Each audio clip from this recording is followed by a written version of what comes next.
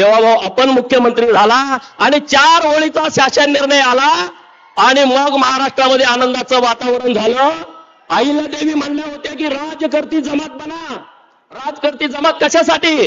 देवाभाऊनी 4 ओळीचं पत्र मुंबईमधनं काढलं आणि ग्रामपंचायतचा ग्रामसेवकाने सरपंच पळायला लागला, पंचायत समितीचा बीडीओ पळायला लागला, जिल्हा परिषदचा अध्यक्ष, जिल्हा परिषद सीओ म्हणायला लागले अरे जावा दुकानात अहिल्यादेवीचा फोटो मिळतो का बघा.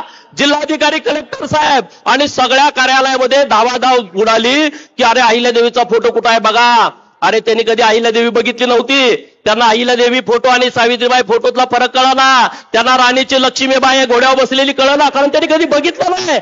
इतका मोठा अन्याय, इतका मोठा अन्याय या देशामध्ये देशासाठी काम करणाऱ्या महापुरुषांच्या बाबतीमध्ये घडला असेल तर ते फक्त आणि फक्त होळकर घराणा आहे. आणि भाऊ तुम्ही न्याय दिला आणि आज आमच्यामध्ये आनंदाचं वातावरण पसरलेलं आहे. स्वतः हिंदू हृदय सम्राट बाळासाहेब ठाकरे साहेबांनी घोषणा केली होती 1988 ला औरंगाबाद तेव्हाच्या हमखास मैदानावरती की मी इथून पुढे औरंगाबादला औरंगाबाद म्हणणार नाही, संभाजीनगर म्हणणार.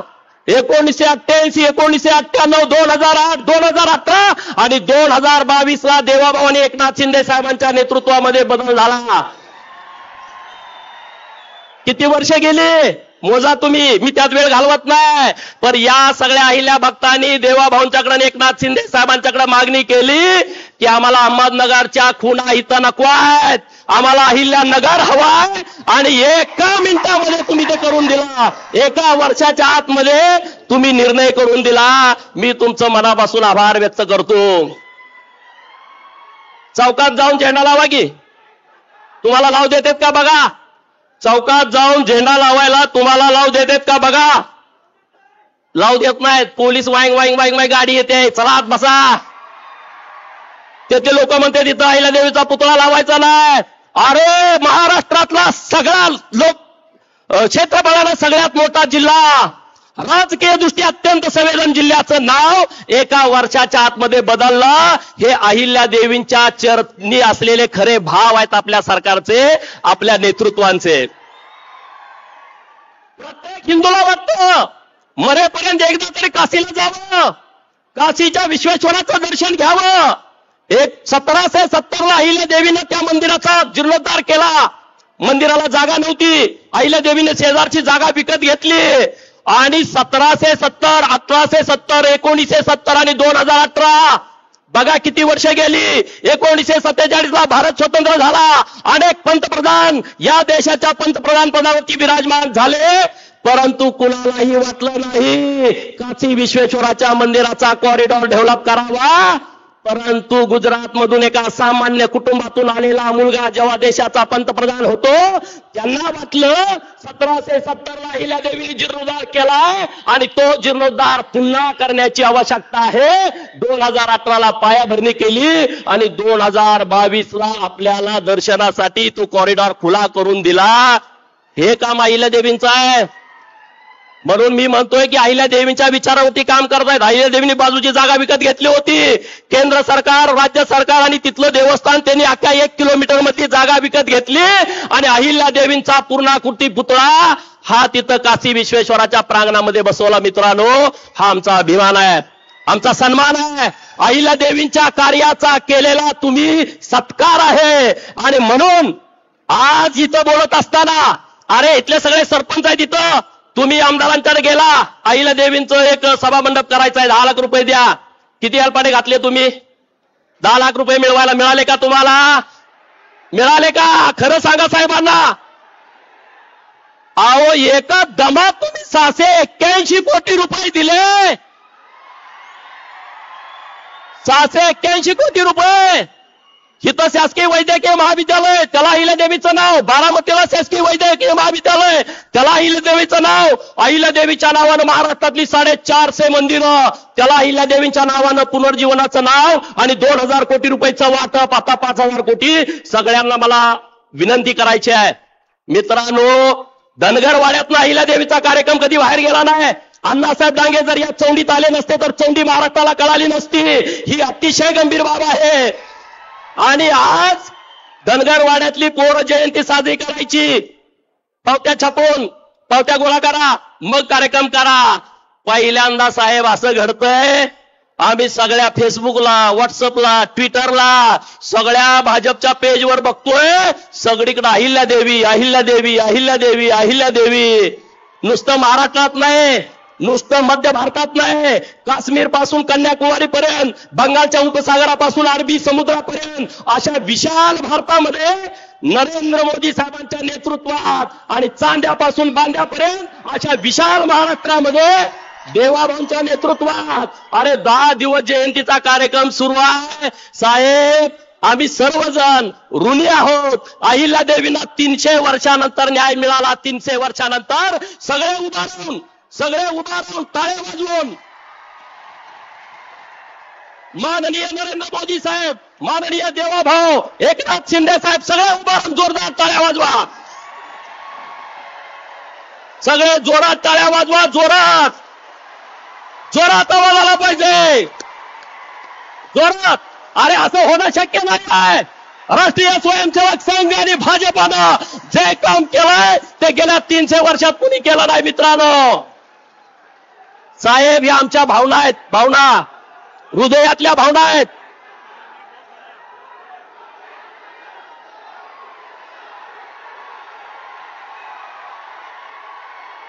साहेब वाईट वाटतंय, हे कुणी काम केलं नाही. अहिल्यादेवींची जयंती कुणी साजरी केली नाही, पण अख्ख्या देशात साजरी होते. उत्तर प्रदेशमध्ये साजरी होते, मध्य प्रदेशमध्ये साजरी होते, केरळामध्ये साजरी होते, अरे पश्चिम बंगालात साजरी होते. एकमेव महापुरुष अहिल्यादेवींची जयंती अखंड देशामध्ये साजरी होते. मित्रांनो आम्ही तुमच्या कायम ऋणात राहू. अहिल्यादेवींना तुम्ही इतका सन्मान दिला, कारण अहिल्यादेवींनी काम सुद्धा या देशासाठी केलं होतं, कुठल्या जातीसाठी केलं नव्हतं, अखंड हिंदुस्थानासाठी काम केलं होतं, अखंड हिंदुस्थानासाठी. परंतु इतिहासकार जातीवादी निघाले, इतिहासकारांना लिहू वाटलं नाही. सुभेदार मल्हारराव होळकर एका मेंढपाळाचा पोरगा, अरे ज्याचा बाप राजा नव्हता, ज्याची आई राणी नव्हती, एका मेंढपाळाच्या पोटी जन्मलेला मेंढक्याचा पोरगा स्वतःच्या हिमतीवरती, धाडसावरती, पराक्रमावरती आणि तलवारीच्या पातीवरती सुभेदार होतो. आणि महाराष्ट्र नव्हे, त्यांचं गाव सातारा जिल्ह्यात आहे होळमुरुम, त्यांचं मामाचं गाव आहे नंदुरबार जिल्ह्यामध्ये तळोजाला, पण मध्य भारतामध्ये जाऊन सगळ्यांची दानादान उडवून देतो. थोरले बाजीराव पेशवे यांनी मल्हाररावांना संधी दिली, त्या संधीचं सोनं मल्हाररावांनी केला. छत्रपती शिवाजी महाराजांच्या पश्चात छत्रपती शिवाजी महाराजांचा मृत्यू आहे 1680चा, धर्मवीर छत्रपती संभाजी महाराजांचा मृत्यू आहे 1689चा आणि सुभेदार मल्हारराव होळकरांचा जन्म आहे 1693चा.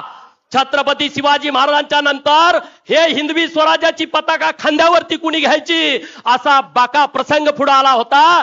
तेव्हा काही सरदार सुभेदार पुढे आले, त्यात सगळ्यात अग्रेसर होते सुभेदार मल्हारराव होळकर.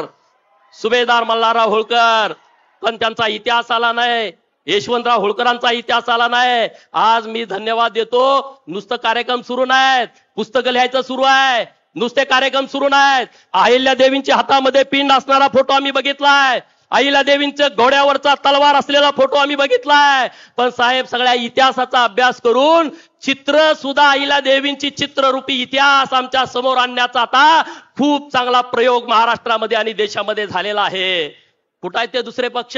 मी टीका टिप्पणी करायला उभा राहिलो नाही. आज फक्त सकाळी 7 वाजता 8 वाजता त्यांनी पोस्ट टाकल्या, अरे सोलापूरच्या विद्यापीठाला नाव दिलं त्याची तुम्हाला पण किंमत नाही. त्या माझ्या दलित भावाला जाऊन विचारा ना, संभाजीनगरच्या मराठवाडा विद्यापीठाला महामानव डॉक्टर बाबासाहेब आंबेडकर साहेबांचं नाव द्यावं म्हणून सगळा दलित समाज रस्त्यावरती आला. किती अत्याचार झाले, किती अन्याय झाले, किती बलात्कार झाले, किती झोपड्या जाळल्या आणि किती मर्डर झाले, तेव्हा बाबासाहेबांचं नाव दिलं. अरे आपल्या देवाभाऊनी आपल्या नुसत्या 4-5 आंदोलनावरती नाव दिलंय, त्याची तुम्हाला किंमत नाही. देवाभाऊ आता सोलापूरमध्ये अहिल्यादेवींचा पूर्णाकृती पुतळा तयार आहे आणि नरेंद्र मोदी साहेबांच्या आपल्या उपस्थितीमध्ये तो पुतळा लोकार्पण व्हावा अशी कुलगुरूंची इच्छा आहे. तुम्ही तो कार्यक्रम लवकरात लवकर घ्यावा. मी आज काहीच मागणार नाही, मी आज काहीच मागणार नाही. आपण मागू परत, अरे आज इतकं दिलंय, इतकं दिलंय, इतकं दिलंय, दिलंय का नाही? खरं सांगा, दिलंय का नाही? सगळे सांगा. आरक्षणाचं तुमच्या मनामध्ये आहे, देवाभाऊ नक्की काहीतरी मार्ग काढतील, तुम्ही चिंता करू नका. बरोबर ना? कारण आरक्षणाची लढाई आम्ही कोर्टात लढत होतो तेव्हा देवाभाऊनी आणि एकनाथ शिंदे साहेबांनी जे मागील ते लिहून दिलं, दुर्दैवानं आमच्या विरोधात निर्णय केला. परंतु तुम्ही चिंता करू नका, देवाभाऊ आमच्या पोरांचं म्हणणं आहे, जिसकी जितनी संख्या भारी उसकी उतनी भागीदारी, या तत्वावरती आम्हाला न्याय मिळावा. अरे ओबीसीचं आरक्षण गेलं, आपलं सरकार आल्यानंतर आहे असं थांबवलं. जरा एकदा टाळ्या वाजवा देवाभाऊंसाठी. कोर्टामध्ये त्यांनी बाजू लावून धरली, शिंदे साहेबांनी, देवेंद्र फडणवीस साहेबांनी. जसंच्या तसं आरक्षण राहिलं मित्रांनो. पण आम्हाला काय, आम्ही कामात आहे, आम्ही मेहुणीच्या लग्नाला गेलो, सासरवाडीत कोणतर मेला, याच्या पलीकडे तुमची गाडी जाय ना. आज ज्या पद्धतीनं तुमचा उत्साह आहे, मी जास्तीचं बोलत नाही देवाभाऊ, मी शब्द देतो सर्व लोकांच्या वतीनं. बाजी प्रभू देशपांडे जसे छत्रपती शिवाजी महाराजांच्यासाठी माझा राजा जोपर्यंत गडावरती पोहोचत नाही तोपर्यंत मी खिंड सोडणार नाही. माझा राजा गडावरती पोहोचला म्हणून तोफेचा आवाज माझ्या कानावरती येत नाही तोपर्यंत मी जीव सोडणार नाही. हे सगळे बाजू प्रभू देशपांडेंसारखे प्रामाणिक आहेत. ज्याला लढायचं त्याला समोरासमोर. कारण मल्हारराव होळकरांनी हे जे शास्त्र आणलं लढाईचं, ते समोरासमोर लढाईचं शास्त्र आहे. होळकरांची लढाई मागून नाही, समोरून आहे, डायरेक्ट. आणि त्यामुळे हे सगळे मावळे हे तुमच्या सोबत राहतील. मी एक विनंती करणार आहे, धर्मांतरण बंदीचा कायदा पण महाराष्ट्रामध्ये आणताय, लव जिहादचा कायदा पण महाराष्ट्रामध्ये आणताय. माझी एक मागणी आपल्याकडं, पुण्यश्लोक अहिल्यादेवींच्या नावानं धर्मांतरणाचा कायदा या महाराष्ट्रामध्ये यावा आणि धर्मवीर छत्रपती संभाजी महाराजांच्या नावानं लव जिहादच्या विरोधातला कायदा या महाराष्ट्रामध्ये यावा, अशी तुम्हाला सर्वांच्या वतीनं विनंती करतो.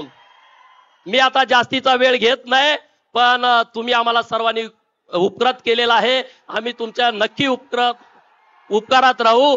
जय हिंद, जय महाराष्ट्र, जय मल्हार. या गोपीचंद पडळकर साहेबांच्या या अत्यंत तेजस्वी, आपल्या सर्वांना प्रेरित करणाऱ्या या भाषणानंतर मी विनंती करते आहे विधान परिषदेचे सभापती, सोंडीचे सुपुत्र माननीय राम शिंदे साहेबांना, त्यांनी कार्यक्रमाचं प्रास्ताविक करावं. माननीय राम शिंदे साहेब कार्यक्रमाचं प्रास्ताविक करतील.